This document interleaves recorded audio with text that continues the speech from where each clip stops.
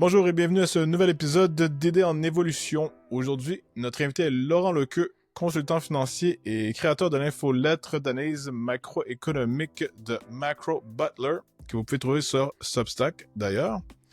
Il est pertinent de mentionner, M. Lequeux, que vous avez également géré des fonds, conseillé de nombreux fonds institutionnels et particuliers fortunés, ainsi que des investisseurs de toutes formes. Donc, Laurent Lequeux, bienvenue. Merci d'être votre invité et c'est avec plaisir que je fais ce podcast. En fait, c'est mon premier podcast en français depuis que j'ai lancé la newsletter de Macro Butler. Ah ben, c'est un honneur de vous recevoir dans ce cadre, alors. En fait, parlez-vous de votre parcours? Comment vous en êtes venu à l'analyse macronomique? Où avez-vous acquis, développé votre expérience, votre expertise? Parlez-nous un peu de vous et de votre carrière. Oui, donc je suis d'origine belge, francophone. J'ai commencé ma carrière professionnelle il y a 27 ans au Luxembourg.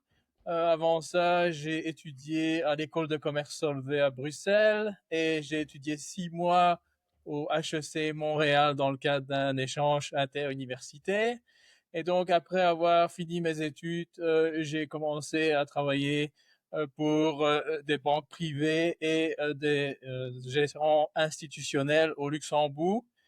Et puis j'ai été amené à travailler avec des clients institutionnels japonais qui m'ont fait découvrir l'Asie.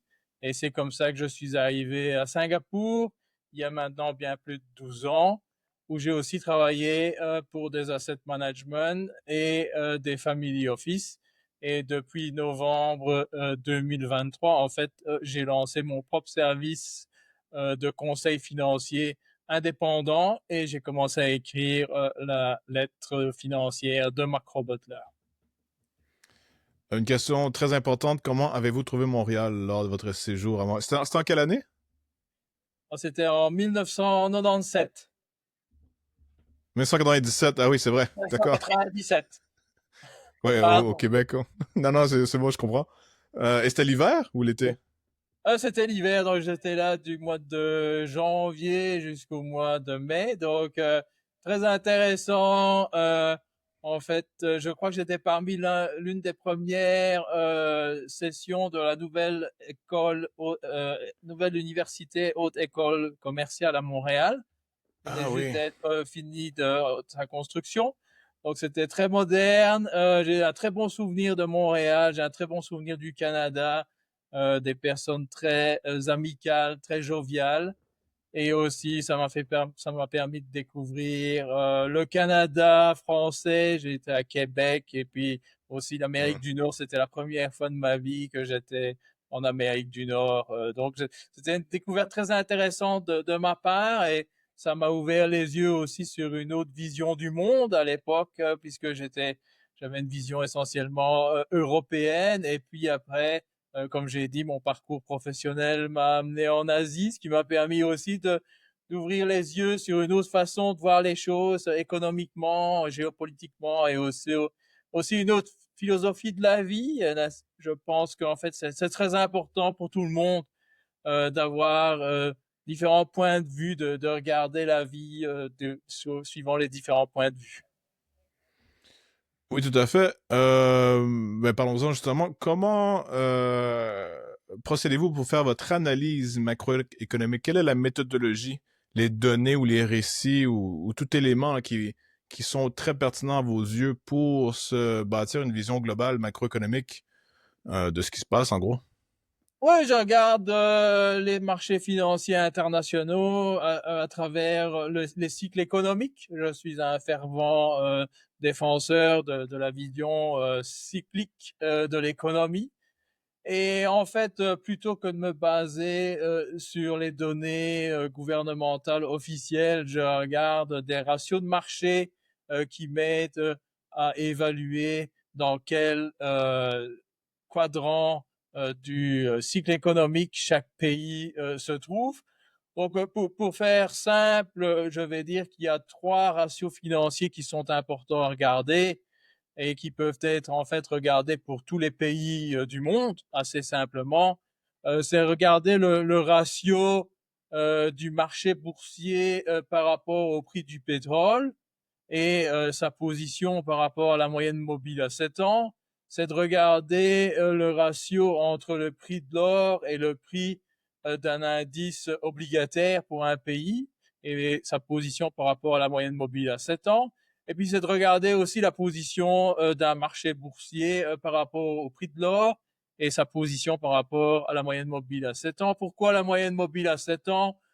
C'est parce que si on regarde à travers les siècles, un cycle économique en moyenne est environ de 7 ans. Donc, si on se trouve au-dessus ou en dessous de cette moyenne mobile à 7 ans, on peut en fait facilement voir si l'économie est dans une position de croissance ou de décroissance, ou si l'économie est dans une position d'inflation ou de déflation. Donc, c'est une façon assez rigoureuse et systématique d'analyser la macroéconomie plutôt que se fixer sur les données macroéconomiques qui sont publiées par les gouvernements et qui sont, je veux dire, soyons honnêtes, qui sont manipulées pour des raisons aussi politiques, puisqu'on sait bien que les données économiques et macroéconomiques sont une raison qui sont des données qui sont utilisées par les politiciens pour faire avancer leur agenda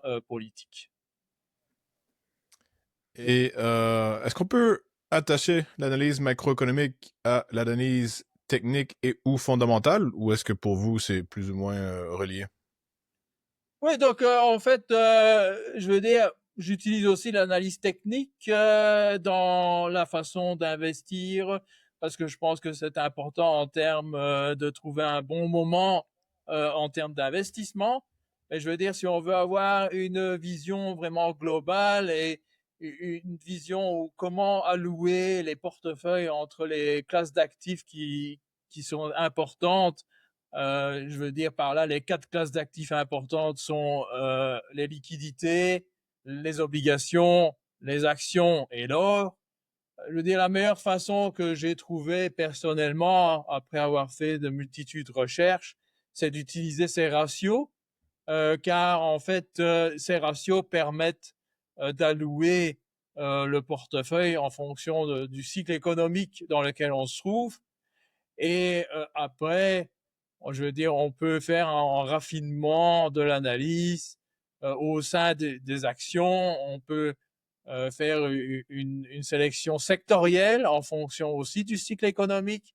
Et ensuite, on peut utiliser l'analyse technique qui sera utilisée plus en termes, je veux dire, pour utiliser un mot en anglais, en termes de momentum d'investissement. Dans quelle partie du cycle sommes-nous en ce moment?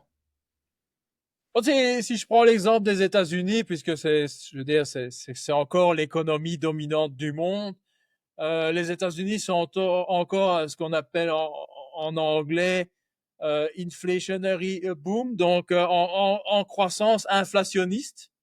Donc c'est un environnement qui historiquement est favorable aux actions. C'est pourquoi je veux dire, en dépit de la volatilité qu'on a vue le mois dernier et qu'on verra encore, tout au moins jusqu'au moment où on change de quadrant en termes du cycle économique, les actions sont encore à privilégier par rapport aux autres actifs financiers.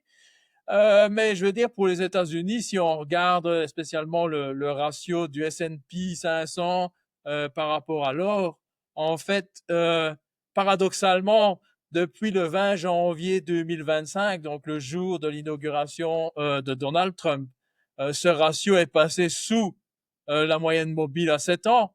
Et donc, en fait, ce ratio est généralement un indicateur avancé de ce qui se passe, c'est-à-dire un indicateur avancé que l'économie américaine va probablement se déplacer de la croissance inflationniste vers la décroissance inflationniste ou la stagflation, pour faire simple. Et donc, en stagflation, en fait, l'actif à privilégier est l'or physique. Et c'est pour ça, je pense qu'en dehors d'autres motifs qu'on peut expliquer ultérieurement, on voit la performance de l'or qui est bien supérieure en fait à la performance des actions. Si on regarde depuis le début de la décennie, l'or a massivement surperformé les actions et tous les autres actifs comme les liquidités et les actifs obligataires.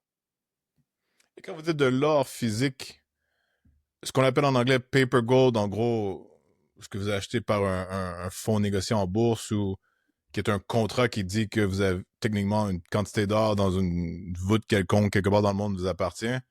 Il y a une distinction à faire selon vous ou c'est à peu près la même chose, l'or physique que vous détenez vous-même ou que vous détenez par contrat par l'entremise d'un intermédiaire? Bon, je vais dire, l'or, c'est l'actif antifragile par excellence. Et c'est l'actif qui n'a pas de risque de contrepartie par excellence. Et donc, c'est pour ça que l'or physique doit être détenu en version privée, parce qu'une fois que vous détenez de l'or en termes de paper gold, comme vous dites, ou même si vous détenez de l'or dans un vault, dans un dedicated vault, ce qui est pour la plupart des cas la chose qui arrive quand les investisseurs détiennent de l'or. En fait, il y a un certain risque de contrepartie et particulièrement pour les ETF d'or, en fait, les investisseurs ne rendent pas bien compte, mais une fois que vous achetez un gold ETF, en fait, vous transférez le risque de contrepartie par l'émetteur de l'ETF. Et donc, je veux dire, moi, ce que je recommande, parce que l'or doit être détenu dans une vision de son rôle antifragile et de sa vertu de ne pas avoir de risque de contrepartie, en fait, le mieux, c'est de détenir l'or en direct et dans un private vault. Ouais, votre propre coffre, finalement. Voilà, votre propre coffre ou votre propre solution de stockage Hum. euh, vous permettra en fait d'obtenir tout ce que l'or vous offre, c'est-à-dire l'antifragilité et le fait que l'or n'a pas de risque de contrepartie, parce que si vous prenez une once d'or ici à Singapour, vous allez à Montréal, c'est toujours une once d'or. Vous prenez un autre avion, vous allez à Buenos Aires, c'est toujours une once d'or. Et vous revenez à Pékin, c'est toujours une once d'or. Et c'est pour ça que universellement, l'or est reconnu comme ayant cette attractivité de ne pas avoir de risque de contrepartie. Et c'est pour ça que l'or ne doit pas être stocké avec une contrepartie, parce que quand l'or est stocké chez une contrepartie, en fait, indirectement, vous perdez cette propriété de ne pas avoir de risque de contrepartie. Et comment expliquer la hausse vertigineuse du prix de l'or depuis, ça date au moins, je vais dire 10 ans, mais c'est peut-être un peu plus. Mais dernièrement, on a atteint un nouveau sommet. Je crois qu'on a atteint 3500 $ US l'once, si je me rappelle bien, ce qui est un record. Comment expliquer, en fait, la montée rapide du prix de l'or dernièrement, ces derniers mois et même ces dernières années, malgré les fluctuations, bien sûr? Moi, je crois que ça vient du fait que le monde est de plus en plus multipolaire et surtout la hausse de l'or et l'attractivité de l'or est venue en 2022 quand les actifs financiers russes ont été confisqués par la plupart des pays occidentaux. Ça a donné un signal aux pays d'Asie et aux pays orientaux, je veux dire, et les pays émergents, que il n'y avait pas de certitude si vous déteniez des actifs en dollars dans un compte dans une banque américaine ou dans une banque occidentale. Et donc, beaucoup d'investisseurs institutionnels, de banques centrales en Asie ont commencé à réaliser qu'en fait, les actifs qu'ils avaient en, en dollars américains, principalement des bons du trésor américain, pouvaient être confisqués à tout moment par les gouvernements occidentaux. Et donc, ils se sont focalisés sur le seul actif où il n'y a pas de risque de contrepartie, qui est l'or physique. Et c'est pour ça qu'on a vu une accélération des achats d'or de la part des banques centrales asiatiques depuis 2022. Aussi, et aussi, c'est une conséquence du conflit ukraino-russe. Depuis 2022, beaucoup de pays émergents comme la Chine, l'Inde, peuvent acheter leur pétrole en monnaie locale avec la Russie. Et donc, ça permet à ces pays de ne plus devoir détenir des dollars américains pour payer leur pétrole. Et donc, ça a aussi réduit l'attractivité des actifs en dollars et en particulier, bien sûr, les bons du trésor américain, puisque les banques centrales et les gouvernements d'Asie et des pays émergents peuvent maintenant payer leur pétrole qu'ils achètent en Russie ou qu'ils achètent en Iran dans leur monnaie locale plutôt qu'en dollars. Donc tout ça explique qu'en fait, les mesures qui ont été prises par les pays occidentaux depuis le début de la guerre entre l'Ukraine et la Russie ont accéléré la dédollarisation du monde. On est encore loin du fait d'un monde totalement dédollarisé, mais clairement, c'est très très positif pour l'or, puisque aujourd'hui, à l'heure actuelle, il n'y a aucun autre actif disponible pour les grands investisseurs institutionnels autres que l'or pour constituer leurs réserves de change et leurs réserves stratégiques. Et je ne peux m'empêcher de poser la question, pourquoi l'or et pas le Bitcoin? Ouais, bon, je veux dire, l'or a été une réserve monétaire depuis des siècles, sinon des millénaires. Pourquoi pas le Bitcoin? D'abord, je pense que beaucoup d'investisseurs institutionnels se posent encore pas mal de questions sur les origines même du Bitcoin. Et en dehors de ça, si vous regardez la volatilité du Bitcoin par rapport à la volatilité de l'or, si vous êtes une banque centrale asiatique ou si vous êtes un fonds de pension asiatique, vous ne voulez pas avoir des mouvements de vos réserves de 20 à 25% en quelques semaines. Donc, clairement, pour moi et pour l'instant, l'or reste la seule réserve de change crédible pour ces investisseurs institutionnels. Et aussi, si on se met dans l'optique asiatique et dans l'optique chinoise et indienne, il ne faut pas oublier non plus que l'or a fait partie des réserves de tout investisseur depuis des millénaires. Tout à fait. Dans les dernières années, l'économie mondiale a connu des fluctuations importantes. Dans les 5 ou 6 dernières années, on est passé d'un crash boursier provoqué par la COVID, une inflation galopante, des marchés atteignant de nouveaux sommets presque chaque semaine en 2024 à peu près, et à aujourd'hui des craintes de récession persistante, quoique sans récession jusqu'à maintenant. Et dernièrement, on est passé à une guerre commerciale entre les deux grandes puissances économiques mondiales, soit la Chine et les États-Unis. Comment voyez-vous l'évolution des choses, l'économie mondiale plus précisément, dans les prochaines années, dans le contexte actuel?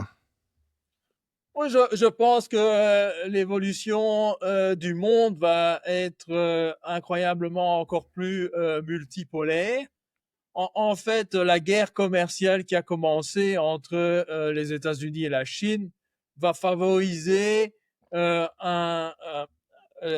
la Chine à se focaliser d'autant plus sur les pays émergents, sur les pays asiatiques de la zone ASEAN et commercer de plus en plus avec les pays asiatiques de la zone ASEAN, avec les autres pays émergents d'Amérique latine ou d'Afrique et de réduire sa dépendance vis-à-vis des États-Unis. C'est un phénomène qui a commencé en 2018 quand Donald Trump est arrivé au pouvoir et a en fait instauré une première vague de tarifs contre contre la Chine.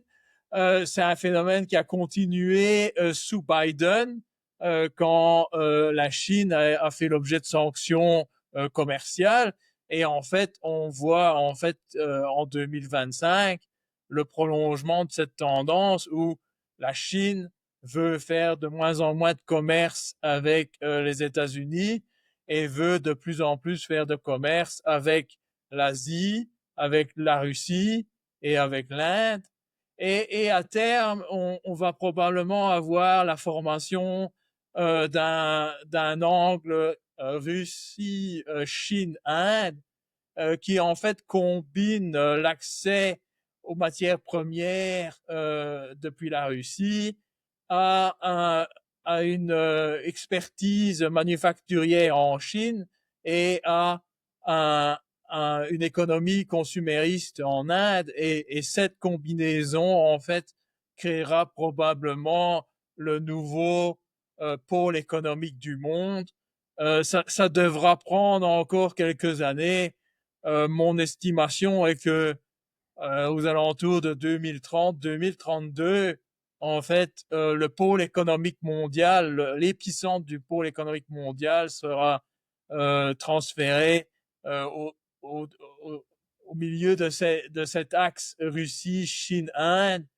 Et on peut penser raisonnablement qu'en fait Hong Kong remplacera New York dans cette optique. C'est un peu de l'économie science-fiction, mais je crois que c'est assez réaliste en fait de la tendance vers laquelle le monde va. Donc, je veux dire, mon conseil à, tout, à tous les jeunes qui écoutent cette émission, ce serait de prendre conscience que l'épicentre du monde économique est en train de se déplacer vers l'Asie, quoi qu'on y fasse et quoi qu'on veuille, et qu'il y aura beaucoup d'opportunités en fait à saisir dans cet axe Russie, Chine, Inde pour tout le monde. Est-ce que l'Occident est déclassé économiquement, tranquillement?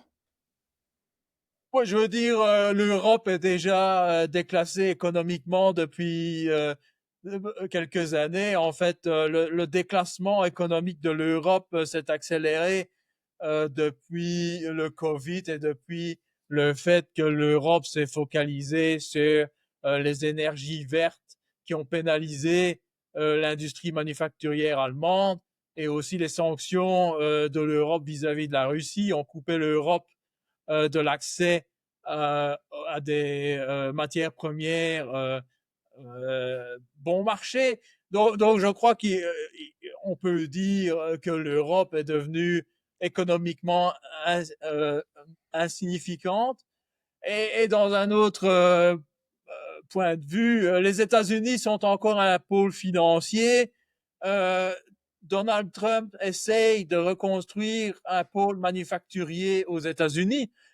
Mais bon, c'est difficile parce que, je veux dire, les États-Unis manquent d'expertise manufacturière. Ça fait depuis 20 ans que les jeunes Américains préfèrent devenir des avocats ou des traders à Wall Street ou des professeurs de psychologie plutôt que des ingénieurs ou plutôt que des plombiers. Donc, je veux dire, ça prendra beaucoup de temps aux États-Unis à reconstruire une industrie manufacturière, même si probablement celle-ci sera basée sur la robotisation et la digitalisation. Mais ça va être difficile aussi parce que ce que Donald Trump oublie, c'est que aujourd'hui, le know-how manufacturier est en Asie, le know-how manufacturier est en Chine, il est au Vietnam, il est en Thaïlande. Et se couper de ce know-how manufacturier pour reconstruire une industrie manufacturière américaine va compliquer les choses pour les États-Unis. Bon, vous vivez en Asie depuis plus de 10 ans. Comment la politique occidentale est-elle perçue d'un point de vue asiatique? Je veux dire, les gens sont assez pragmatiques ici en Asie. Je veux dire, les Asiatiques sont de nature très commerçante. Je veux dire, ce sont des commerçants, ils veulent faire du business. Donc, en fait, ils seraient intéressés à l'art of the deal de Donald Trump. Mais je crois aussi que les Asiatiques sont très prudents et en particulier depuis 2022, depuis ce qui est arrivé aux Russes, les Asiatiques se sont rendus compte qu'en fait, c'était pas facile pour des gens qui de temps en temps ne voient pas n'ont pas la même vision du monde que les États-Unis ou que n'ont pas la même vision du monde que les pays occidentaux de faire des affaires avec le monde occidental. Je veux dire, euh, il y a probablement des pays en Asie, et on peut citer le Japon, la Corée du Sud, qui seront plus facilement enclins à faire des affaires avec le monde occidental et à faire des affaires avec les États-Unis parce que ils ont été historiquement aussi beaucoup plus influencés par les États-Unis que les autres pays. Mais je veux dire, en termes général, et si je prends l'exemple de l'ASEAN, euh, beaucoup d'investisseurs ici en ASEAN et en Asie du Sud-Est se rendent compte en fait que le futur pour eux est de faire partie de ce bloc Russie, Chine, Inde. Et c'est pour ça que vous avez de nombreux pays d'Asie du Sud-Est qui ont rejoint les BRICS l'année dernière, l'Indonésie, la Malaisie, la Thaïlande sont maintenant membres à part entière ou membres invités du BRICS. Et Bex je veux Plus dire, maintenant. BRICS plus.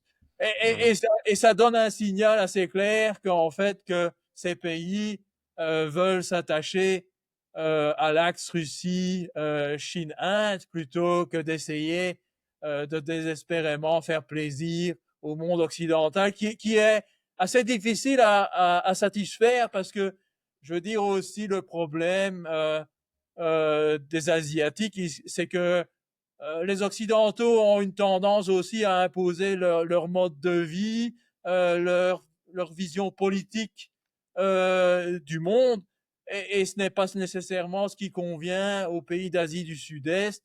Je crois qu'en Asie, et particulièrement cet axe Russie, Chine, Inde, est très, je veux dire, n'est pas intéressé à intervenir politiquement dans les systèmes politiques des pays avec lesquels ils font des affaires. Ils sont intéressés à faire des affaires, à faire du négoce et comment les pays gèrent leurs affaires politiques domestiques. Ce n'est pas trop leur tasse de thé, alors qu'on a vu par le passé que, par exemple, les États-Unis ne sont jamais euh, euh, sont toujours intéressés à faire des changements de régime pour essayer d'influencer la politique domestique. Donc, je veux dire, comment l'Asie voit Donald Trump.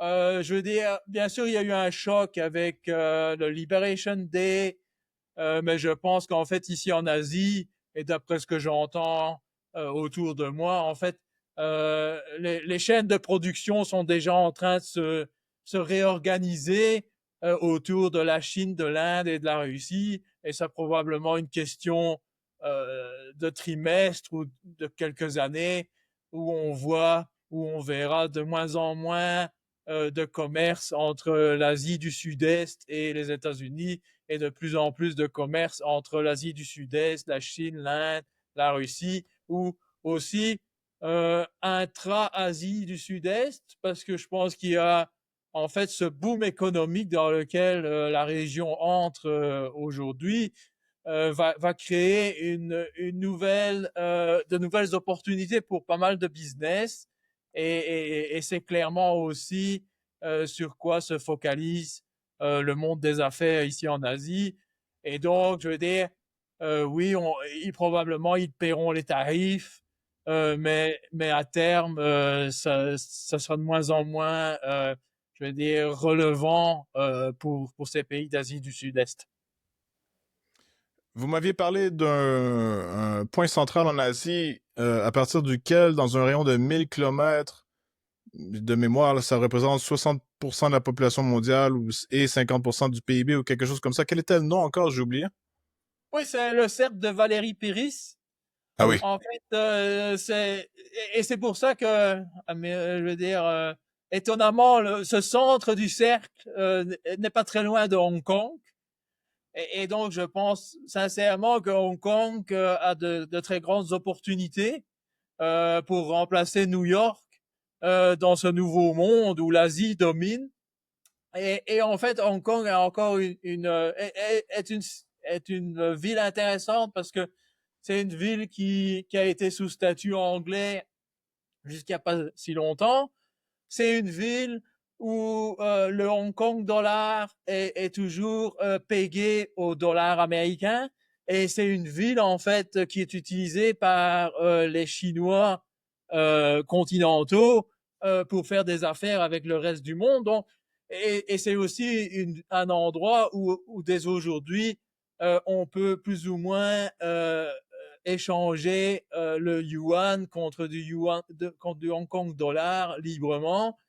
Et donc, je pense que Hong Kong a tous les avantages pour devenir ce nouveau centre du monde économique et financier, d'autant que Hong Kong a aussi l'avantage d'un passé anglais, donc de parler anglais et également de parler mandarin, et donc dans un monde, je veux dire, qui sera centré autour de la Russie, la Chine et l'Inde. C'est probablement là où le monde des affaires se rencontreront, aussi parce que c'est un endroit où on parlera anglais et mandarin à la fois. Et quel était le pourcentage de la population mondiale et du PIB mondial? Parce que le point de Valérie Péris se trouve quelque part, quoi, en l'Asie du Sud-Est, si je me rappelle bien, ou j'ai oublié Oui, oui, exactement. exactement. Le centre de ce cercle de Valérie Piris, c'est au nord du Cambodge. Hmm. Euh, et ça représente en fait 50% de la population mondiale vit dans un cercle. Donc, si vous faites un cercle de 1000 kilomètres De rayon. de rayon, en fait, vous trouvez 50% de la population mondiale dans ce cercle. Bon, je vais dire, le Cambodge est encore un pays émergent et je pense que c'est pour ça que je pense franchement que Hong Kong a plus d'opportunités en termes de centre financier que le Cambodge. Mais bien sûr, toute la région, en fait, a de grands potentiels de croissance. Et ce qui est intéressant dans cette région, c'est qu'on voit différents pays avec euh, différentes forces économiques. Vous avez la Thaïlande, qui est encore un pays très agricole, mais aussi un pays tourné vers le tourisme. Vous avez la Chine, qui est un pays manufacturier. Vous avez la Malaisie, qui est un pays agricole et un pays et un producteur de pétrole. Vous avez l'Indonésie, qui est riche en matières premières. Et donc, il y a une combinaison dans ce cercle, en fait, qui fait qu'en fait, il y a une bonne combinaison d'accès aux matières premières, de capacité manufacturière et aussi de consommation, parce que bien évidemment, il y a l'Inde qui est le pays qui a l'avenir démographique le plus favorable parmi ces trois pays et parmi toute la région. Et vous avez mentionné les pays du BRICS plus. Bon, plusieurs analystes s'attendent à ce que les pays du BRICS, tôt ou tard, veulent ou tentent de détrôner le dollar américain comme devise de réserve. Est-ce que vous y croyez? Je ne crois pas vraiment qu'il y aura une BRICS plus currency, euh, parce que je pense qu'en fait, les relations entre les pays des BRICS plus est basée sur un respect mutuel.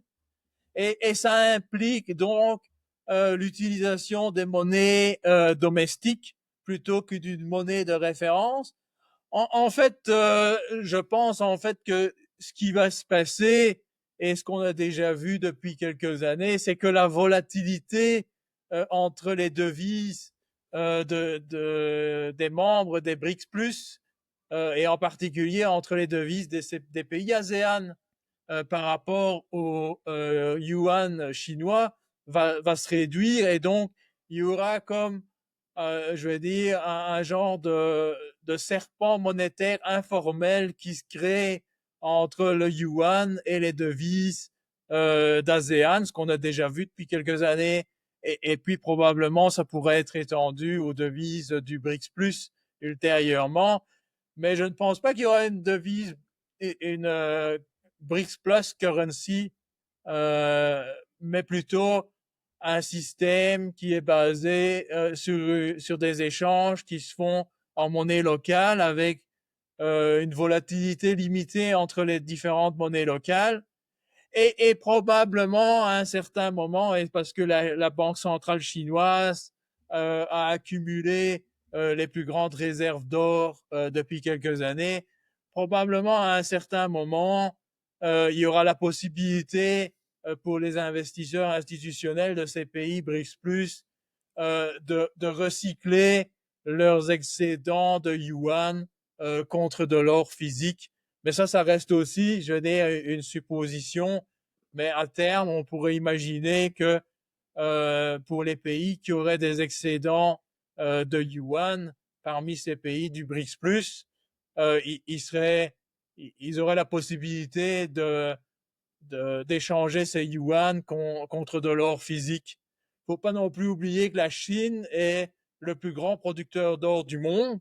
Donc, non seulement la Chine détient les plus grandes réserves d'or au monde, mais aussi le plus grand producteur d'or du monde. Donc, je veux dire, pour la Chine, créer un système sur lequel le yuan pourrait être fixé indirectement à l'or ne serait pas très dommageable pour la Chine. Et qu'est-ce que l'Occident devrait comprendre de l'Asie? On parle souvent du 21e siècle comme étant dominé par l'Asie. Vous semblez aborder dans ce sens. Qu'est-ce que l'Occident devrait comprendre de l'Asie pour comprendre le siècle, en fait? Ben, je pense que la première leçon que l'Occident devrait comprendre, c'est que les politiques keynésiennes qui ont été menées plus particulièrement en Europe depuis je vais dire, les 20 dernières années ou les 30 dernières années, ne sont pas la solution au problème. La solution au problème, c'est de créer un environnement politique favorable euh, pour pouvoir donner accès à des matières premières bon marché et à créer un environnement économique et politique qui favorise l'entrepreneuriat. C'est ce qu'on a vu en Asie. Je sais que la Chine est souvent décriée par les médias occidentaux, mais je veux dire, le gouvernement chinois, depuis les 30 dernières années, plus particulièrement les 20 dernières années, a créé un environnement qui a favorisé l'émergence de leaders, je veux dire, nationaux, régionaux et maintenant mondiaux. Je veux dire, il est quasi indéniable que BYD produit des voitures qui sont de bien meilleure qualité et bien meilleur marché que Tesla ou que d'autres voitures électriques qui sont produites en Europe.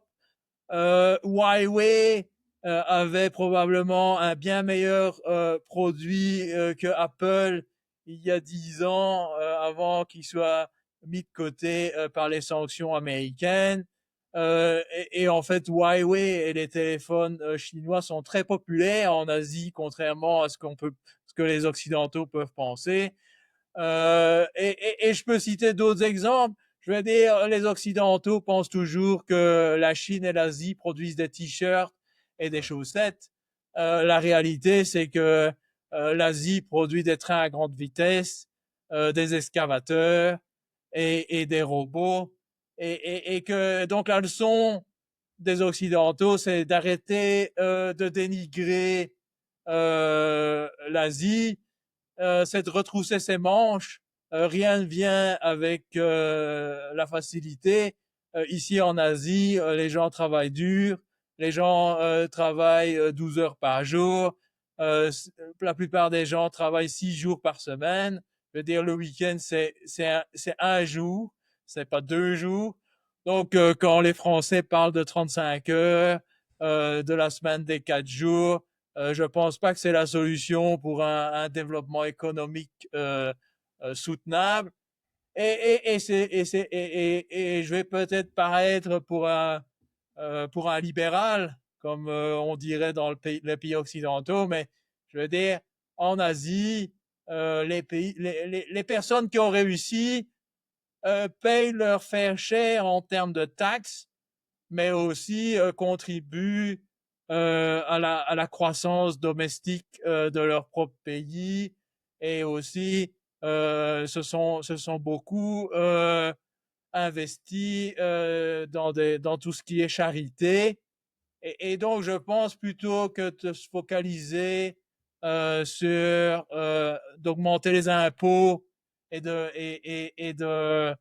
je vais dire, de pénaliser les gens qui ont réussi. En fait, ce que l'Europe et le monde occidental en général devrait apprendre, c'est qu'il faut créer un environnement qui est favorable au business, qui est favorable à l'innovation et qui aussi est favorable. Et ça passe par un environnement où la taxation est réduite. Si je prends l'exemple de Hong Kong, c'est un système de taxation assez simple. C'est 17%. Donc, la fiche Impôt d'impôt personnel ou corporatif? universelle et personnelle et corporative. Donc, la fiche d'impôt tient sur une carte postale, c'est combien vous avez gagné. Vous prenez 17%, vous payez 17% à l'État et c'est fini et c'est merci beaucoup. Et donc, ça évite aussi de compliquer les choses et de créer de la bureaucratie qui, en fait, est un frein au développement économique. Donc, une autre leçon de l'Asie, c'est que beaucoup de pays asiatiques ont simplifié leur bureaucratie. Je veux dire, il y a encore de la bureaucratie en Asie, mais c'est beaucoup plus simple qu'il y a 20 ans, 30 ans. Et la tendance en Asie, c'est la libéralisation et c'est la simplification de la bureaucratie, plutôt que, alors que quand ce qu'on voit en Europe, c'est l'opposé, c'est toujours plus de restrictions, toujours plus de règles qui font que ça devient de plus en plus difficile de créer quelque chose.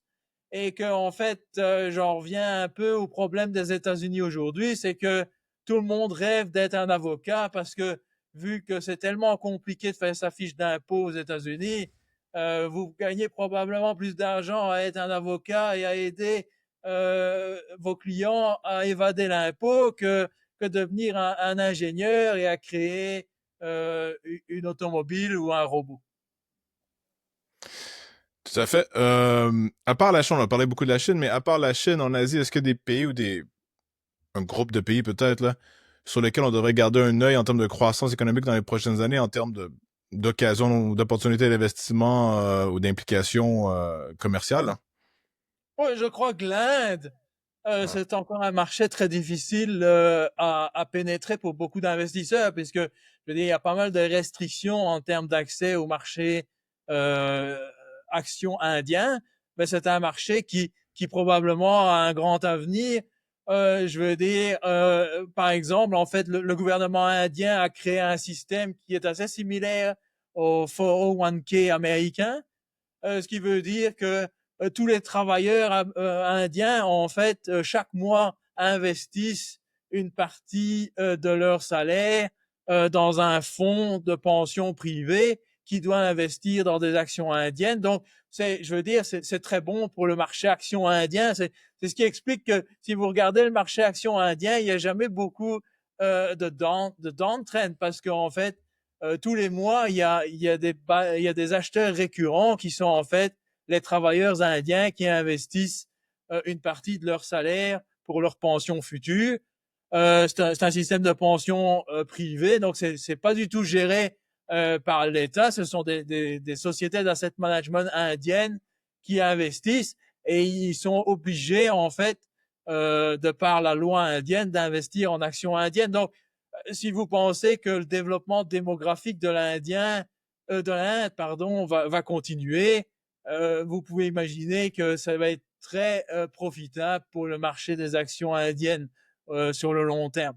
Je veux dire, une autre région qui est beaucoup plus difficile à pénétrer, c'est l'Asie du Sud-Est, donc ce qu'on appelle l'ASEAN.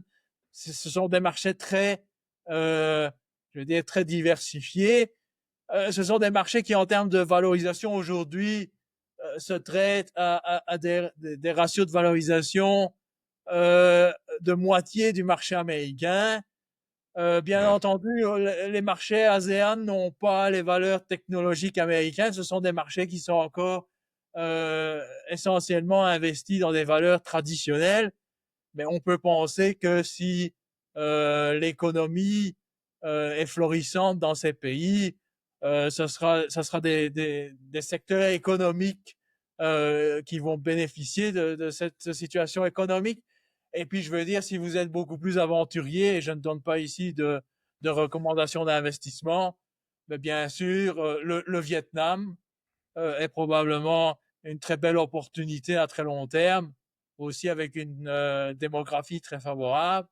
Et si on descend un peu hors de la zone ASEAN, il y a un marché sur lequel j'ai commencé à faire quelques recherches, mais qui est sûrement pas pour tout le monde, c'est l'Ouzbékistan. Et Hum. l'Ouzbékistan, en fait, c'est un pays qui se trouve à la frontière entre euh, le bloc Russie, Chine, Inde et l'Europe de l'Est et ultérieurement le reste du continent européen. C'est un pays qui est très riche en matières premières. C'est un pays qui essaye en fait depuis quelques années de développer le tourisme. Donc c'est un pays qui a des promesses assez intéressantes en termes d'investissement, mais c'est clairement pas pour tous les investisseurs parce que c'est très difficile d'accéder au marché boursier d'Ouzbékistan aujourd'hui. Il y a pas d'ETF, il y a que quelques fonds spécialisés qui sont en fait qui sont sous la forme de hedge funds.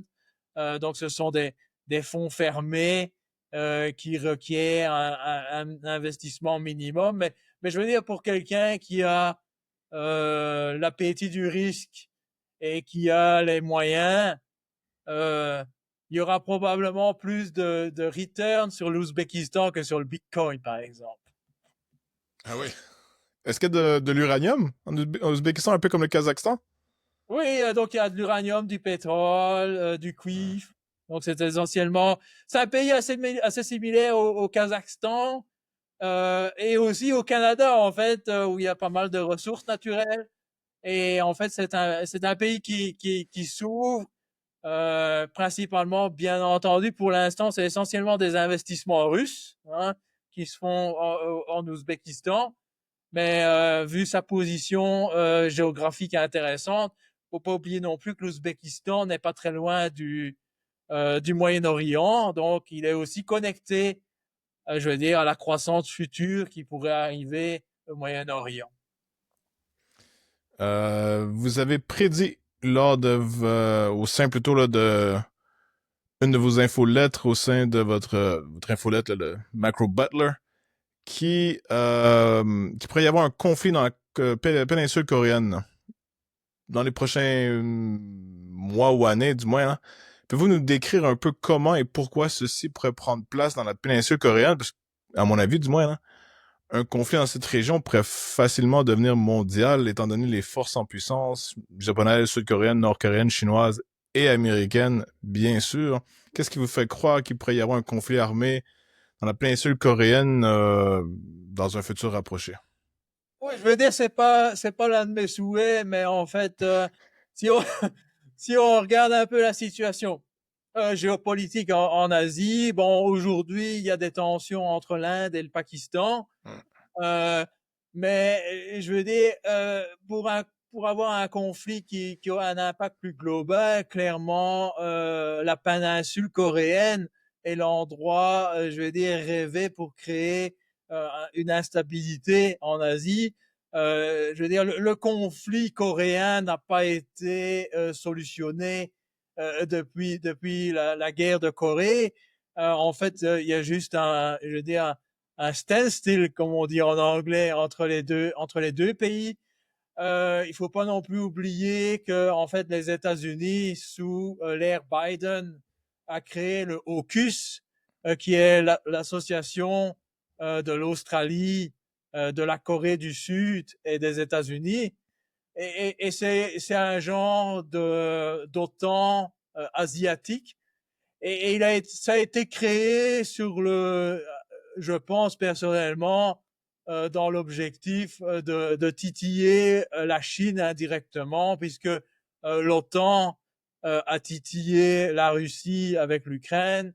L'AUKUS, à mon avis, à mon humble avis, est créé pour développer une situation qui pourrait être similaire à ce qu'on vit actuellement en Ukraine, c'est-à-dire un conflit entre les États-Unis et la Chine, qui n'est pas à proprement parler un conflit direct, mais qui est un conflit indirect, puisque un conflit entre la Corée du Nord et la Corée du Sud, bien sûr, impliquerait la Chine et également la Russie. Il ne faut pas oublier que aussi les médias occidentaux ont fait bruit de soldats nord-coréens actifs en en Ukraine, pardon. Bon, ce qu'ils ont oublié, c'est qu'ils ont probablement oublié de mentionner qu'il y avait beaucoup de soldats du NATO qui étaient aussi actifs en Ukraine. Mais bon, ça, on va les laisser sous-entendu. Voilà, donc, la Corée est aussi importante stratégiquement, puisque c'est l'un des plus grands producteurs de semi-conducteurs avec Taïwan. Donc, je veux dire, ça pourrait déstabiliser l'économie mondiale s'il y avait un conflit en Corée. Euh, L'establishment américain a toujours prôné que la Chine allait envahir Taïwan. Personnellement, je pense que la Chine, vis-à-vis de Taïwan, est dans un système d'attrition, voulant dire qu'en fait, la Chine est en train déjà de drainer les cerveaux en dehors de Taïwan et d'attirer les cerveaux taïwanais à Shanghai et Shenzhen. Donc, il y aura probablement très peu d'intérêt économique pour la Chine d'attaquer Taïwan. Et c'est pour ça que, je veux dire, l'establishment américain qui est toujours à la recherche de la prochaine guerre, comme on a toujours vu depuis des années, probablement essaiera de se focaliser sur la péninsule coréenne après s'être focalisé sur le Moyen-Orient. Et bon, passons à l'Europe, passons à l'Occident. Vous avez aussi mentionné dans votre infolettre que vous recommandez aux investisseurs européens de sortir leurs capitaux de l'Europe. Pourquoi? Oui, ça me paraît assez clair. Donc, je veux dire, l'Europe est au bord d'une crise financière. Je veux dire, il faut pas être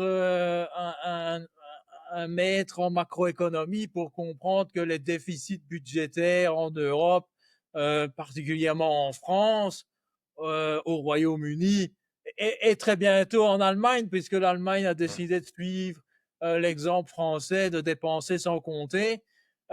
Ces déficits budgétaires sont insoutenables, et donc que l'Europe est en train de glisser lentement mais sûrement vers une crise des dettes souveraines. Et pourquoi j'ai conseillé à mes lecteurs de quitter l'Europe, c'est assez clair. Je veux dire, si on regarde ce qui s'est passé pendant la crise asiatique, euh, il y avait eu des contrôles de capitaux. Une fois que les États se sont mis en défaut de paiement, les contrôles de capitaux ont été mis en place. Et pour moi, il n'y a pas de raison pour laquelle l'Europe ne fera pas les choses différemment. En fait, je pense que ces contrôles de capitaux sont probablement aussi instaurés très vite si la situation géopolitique en Europe de l'Est se détériore. Donc, on parle ici de potentiellement une question de semaine ou une question de mois, parce que personnellement, De euh, semaines, hein? Oui, personnellement, je pense qu'en fait, Donald Trump nous avait dit qu'il allait régler la guerre en Ukraine en 24 heures, que la guerre en Ukraine serait terminée une fois qu'il serait, avant qu'il arrive à la Maison Blanche.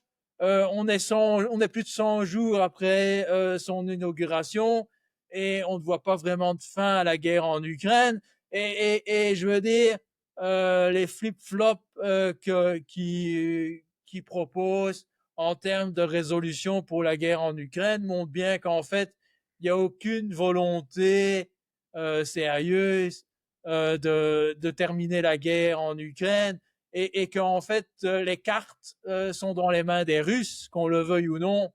Aujourd'hui, 7 mai 2025, ce sont les Russes qui ont les cartes pour déterminer la fin de la guerre en Ukraine. Ce ne sont pas les Ukrainiens, ce ne sont pas les Européens, ce ne sont pas les Américains. Et donc, en fait, j'ai l'impression qu'en fait, il y aurait une détérioration de la situation géopolitique en Ukraine et qu'il y aura probablement et malheureusement une extension du conflit, probablement à la Pologne. Et ce sera probablement un des arguments qui sera utilisé par l'Union européenne pour implémenter ces contrôles de capitaux. Et par contrôle de capitaux, vous voulez dire que les gouvernements saisiraient, pardon, les épargnes ou forceraient l'achat d'obligations gouvernementales avec l'épargne des citoyens? Oui, bon, ce sont des scénarios possibles. Je veux dire, on parle déjà en France d'obliger certains investisseurs à investir une partie de leur épargne dans euh, des obligations de guerre. Je veux dire, c'est ce qu'on a vu. Hein. Si on regarde 1914, 1939, c'est ce qui s'est passé. Les gouvernements émettaient des obligations de guerre et les épargnants, les investisseurs étaient forcés à investir dans ces obligations de guerre. Par contrôle des capitaux, je veux dire aussi, c'est que il sera pas possible de sortir vos capitaux d'Europe du fait que il sera pas possible pour des investisseurs internationaux de se désinvestir de l'Europe. Il sera pas possible pour des investisseurs européens d'investir aux États-Unis. Donc c'est pour ça qu'on a vu en fait, et c'était un peu pas vraiment le point de focalisation des médias, mais si on regarde ce qui s'est passé au mois de février et mars, il y a eu un, un mouvement massif d'or physique depuis Zurich et Londres Les États-Unis. vers les coffres de Manhattan, les coffres du COMEX et les États-Unis en général.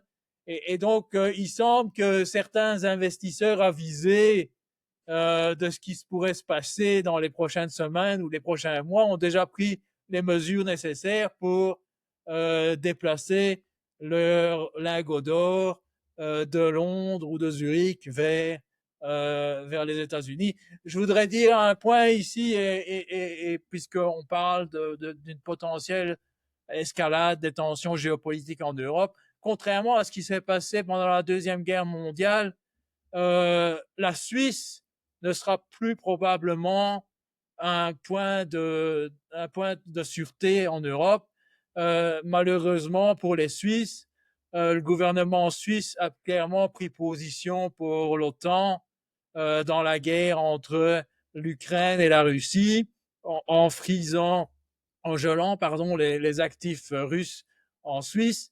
L'armée suisse travaille étroitement avec l'OTAN, c'est un secret de polichinelle, et donc on peut penser que la neutralité de la Suisse a été perdue. Donc, je veux dire, si les investisseurs pensent qu'ils sont en sûreté d'avoir des actifs en Suisse, ils pourraient avoir une mauvaise surprise sur ce plan. Intéressant. Vous avez parlé de pétrole un peu plus tôt. Le prix du pétrole a chuté de façon significative depuis au moins un an ou à peu près. On atteint pas le fond du baril pour faire un jeu de mots, mais on n'est pas très loin. Qu'est-ce que ça veut dire macroéconomiquement? Cette baisse, des fois, je suis pas un économiste, là, mais il me semble que la baisse du prix du pétrole précède parfois des récessions ou du moins des ralentissements économiques. Est-ce que c'est le cas? Comment voyez-vous la chose? Oui, clairement, ici, je veux dire, la baisse des prix du pétrole depuis un an, et puis particulièrement depuis quelques semaines, c'est surtout en prévision d'un ralentissement économique mondial, d'un ralentissement du commerce mondial, qui bien sûr va être négatif pour la demande de pétrole. Donc ça c'est très clair.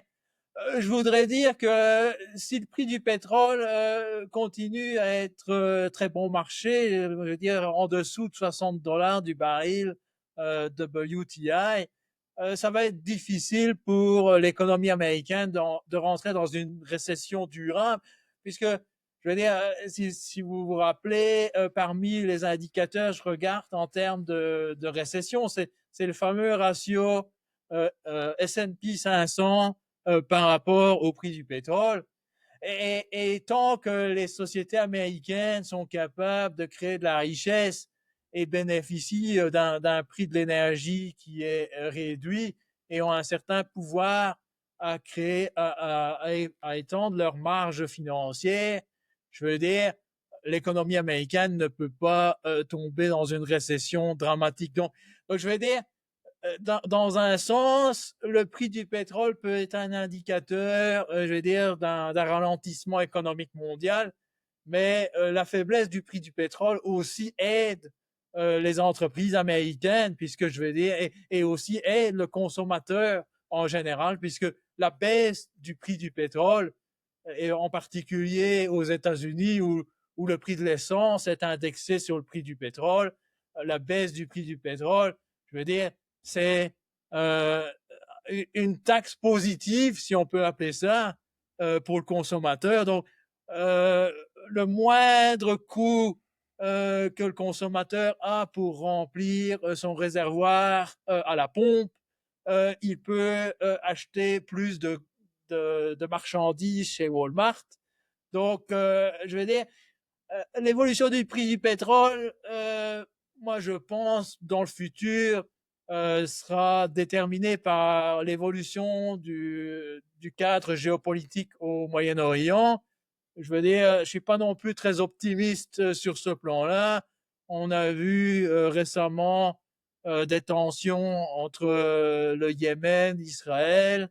Euh, il y a la question iranienne qui va venir sur la table à la fin du mois de mai. Je veux dire, c'est pas encore très clair si les États-Unis et l'Iran pourront trouver un accord. Euh, et donc, je veux dire, toutes les possibilités sont encore devant nous. Personnellement, je crois, j'espère en fait pour le consommateur mondial et pour le consommateur américain que Donald Trump comprend que si il y avait une escalade du conflit au Moyen-Orient avec l'Iran, ça provoquerait une hausse dramatique du pétrole qui en fait pousserait les États-Unis vers cette stagflation qui semble inévitable, mais qui pourrait être postposée par le fait que les prix du pétrole restent raisonnablement bas pour le moment. Donc je veux dire, une question ouverte. Je crois que l'importance, le focus sera probablement sur l'offre plutôt que la demande dans les mois à venir. Et c'est pour ça que je pense que ce qui se passera au Moyen-Orient dans les semaines à venir avec l'Iran déterminera si les États-Unis et le monde se retrouvent dans une stagflation plus tôt ou plus tard. Je vais dire, en fait, si on suit le cycle économique, et pour revenir à ce qu'on a discuté au début de notre entretien, je veux dire, après le boom inflationniste, la transition du cycle économique, c'est qu'on se retrouve dans une stagflation. Donc le but, c'est d'éviter que cette stagflation dure le, le, le but, c'est que cette stagflation dure le moins longtemps possible, si je peux dire.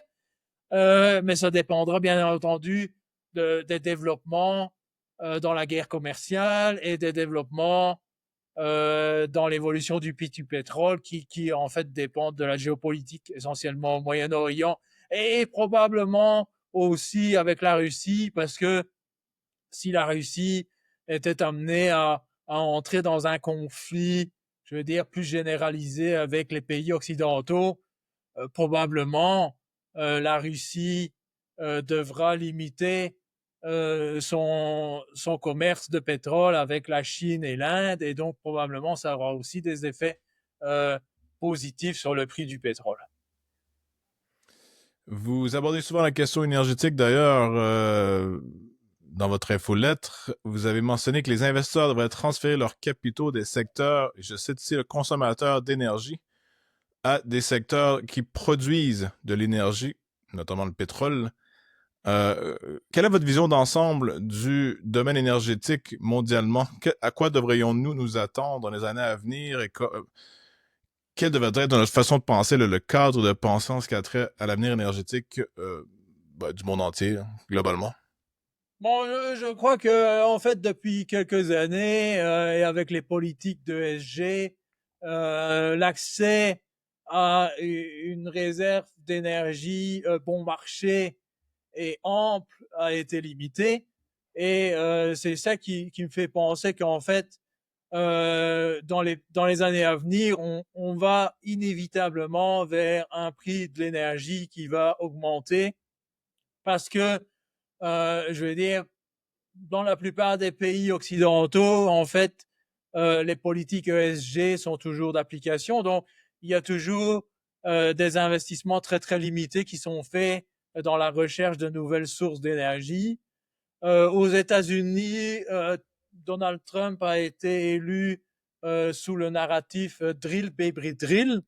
Le problème de Drill Baby Drill, c'est que il y a aucun producteur de pétrole américain qui est prêt à driller quand le prix du pétrole est sous $60 du baril et quand il n'y a pas vraiment de direction claire quant à l'évolution de l'économie et quant à l'évolution du prix du pétrole. Et donc, je veux dire, pour avoir un drill baby drill, il faut probablement avoir un prix du pétrole qui tourne aux alentours des 70 à $80 du baril. Et aujourd'hui, la plupart des producteurs de pétrole américains, en fait, parce qu'ils ont été contraints en termes d'investissement depuis des années, ont des bilans très sains. La plupart des producteurs de pétrole américains sont net cash, donc n'ont pas de dette. La plupart des producteurs américains, je veux dire, au moins pour les grandes sociétés américaines, ont des coûts de production aux alentours des $50 du baril. Et donc sont très profitables, sont encore profitables au niveau actuel, mais bon, vous imaginez si le prix du pétrole rebondit vers les 70-80 $ du baril, je veux dire, ces sociétés sont très profitables, elles se payent à des niveaux de valorisation qui sont probablement à 50% du niveau de valorisation du S&P ou même probablement plus bas que ces niveaux de valorisation.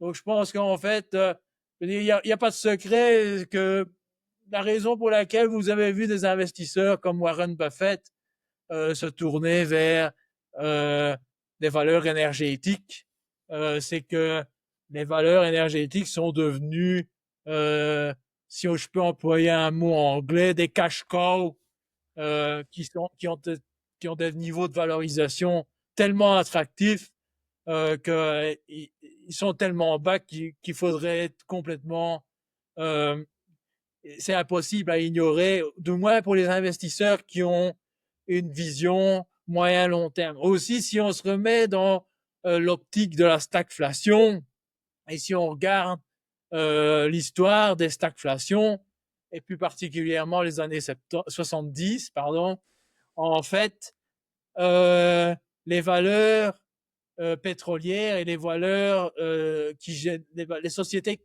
qui génèrent de l'énergie surperforment massivement les autres types de valeurs dans un scénario de stagflation. Donc, je veux dire, si on se met dans l'optique que les États-Unis vont tôt ou tard plonger dans une stagflation, je veux dire, il y a un avenir très radieux pour les détenteurs de sociétés pétrolières, de sociétés énergétiques, comme de sociétés d'autres matières premières. Je crois que ce sont des secteurs qui ont été dénigrés par la plupart des investisseurs particuliers et institutionnels.